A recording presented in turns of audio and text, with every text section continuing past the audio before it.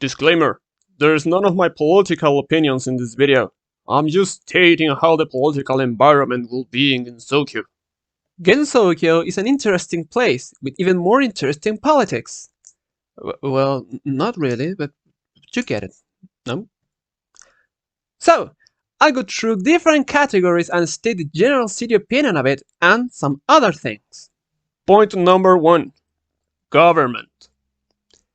Gensokyo is a lawless land that has a fairly centralized government with the sages. Though the sages only provide how people live and anything anyone else does is considered an incident that will be solved by a Danmaku fight. How centralized it is also has an effect that is so centralized. It's not centralized at all due to existence of smaller societies such as the human village and the Yoden Mountain. The role of the government has, and the amount of freedom proved it will lead me to say that, without any better way to say it, Gensokyo invents its own political ideology, which I would like to call anarchistsocialism. What I mean? For example, take Mistia. She doesn't particularly need money for too much in Gensokyo, but she sells goods at a lamprey stand to earn money.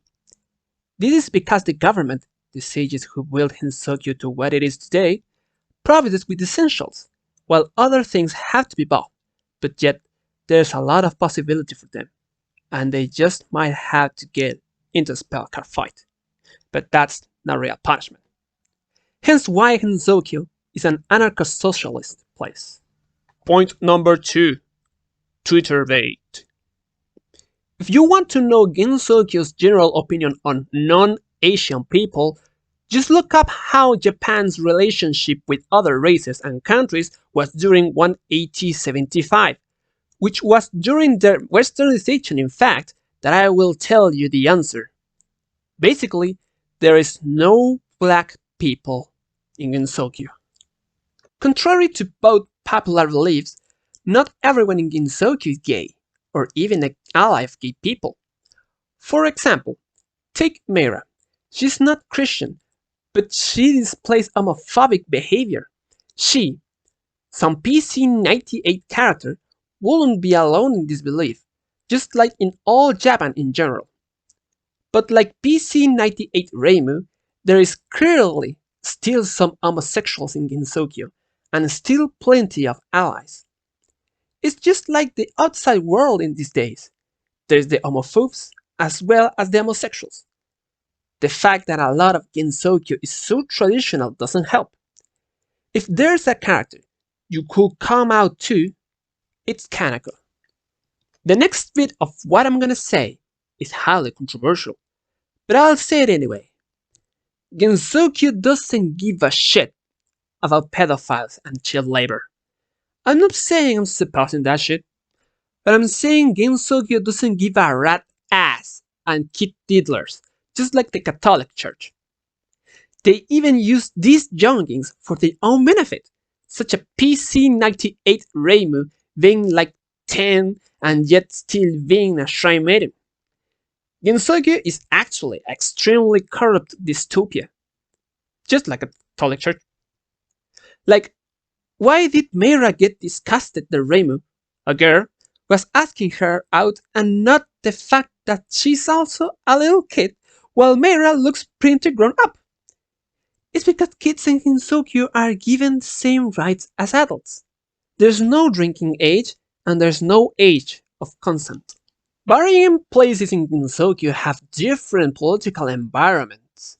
For example, the human village is more left-wing on economics, while Tengu society is basically just straight capitalism and corruption. There's plenty of capitalism in Gensokyo. It's just that one basic needs are provided by Gensokyo itself. It just sucks in comparison to the pricey shit, just like North American healthcare. A&T, for the side, as far as I know, free healthcare. And despite it providing plenty of medicine, it lacks in machinery, so it is still on the lower quality side. Kanako believes that religion and science can coexist, and pushes for the progression of Gensokyo, but it's still keeping its culture. Byakuren wishes for humans and yokai to be peaceful each other. But this is some childish idea due to the fact that yokai live off the fear and meat of humans. It's like that vegan teacher trying to make their dogs vegan. It's just stupid. There's plenty of racism in Gensokyo. It's almost like it's in almost every corner. To Marisa being racist towards yokai, to Mamisu being racist against Kitsune, and much, much, much more. But of course, if racism is what I'm talking about, there's the king of the kings, the lunar capital. But that's not in Gensokyo, so fuck them. But I don't really care. So I will talk about how the Ministry of Right and Wrong functions. It's clearly extremely capitalistic and office job 9-5 type stuff, but more fucked up considering the workers can handle more physically. It's also clearly low on money, and has a skewed viewpoint of money. Despite Eiki's ability card, she probably not more corrupt than the Tengu. Defamation, just like in the US. But maybe she's getting some money just to get some extra shit. Overall, I have a huge bone to pick with Gensokyo and its related places for ethics, and a lot of them don't pay due to Gensokyo, just profiting it all. Sakuya isn't paid. Yomu isn't paid. Kizumi isn't paid. I don't get paid. Unless you're gonna become a bastard. You are not gonna see much money in your lifetime. You will work just to fill that endless void. You will feel it if you even relax for a bit. Yet, you resist change due to society and your own mental state, even though it was society who made you so fucked up. Sakuya gaslights herself that she couldn't have a better life than being a tool to Remelia. Same for Yuyu and Yomu. Eiki lectures people in hopes of not sending them to strike to hell. But sends them there anyway because that is what required for her job. As you see, Gensokyo is no better than the outside world. It's just a dystopian anarcho-socialist society with a workforce worse than North Korea, likely disguised over by these anime girls. We should aim to tear down this society and give these people better lives. Isn't in fact canon that gods and such can actually have mental or physical illnesses and disabilities? First of all, there's a canon.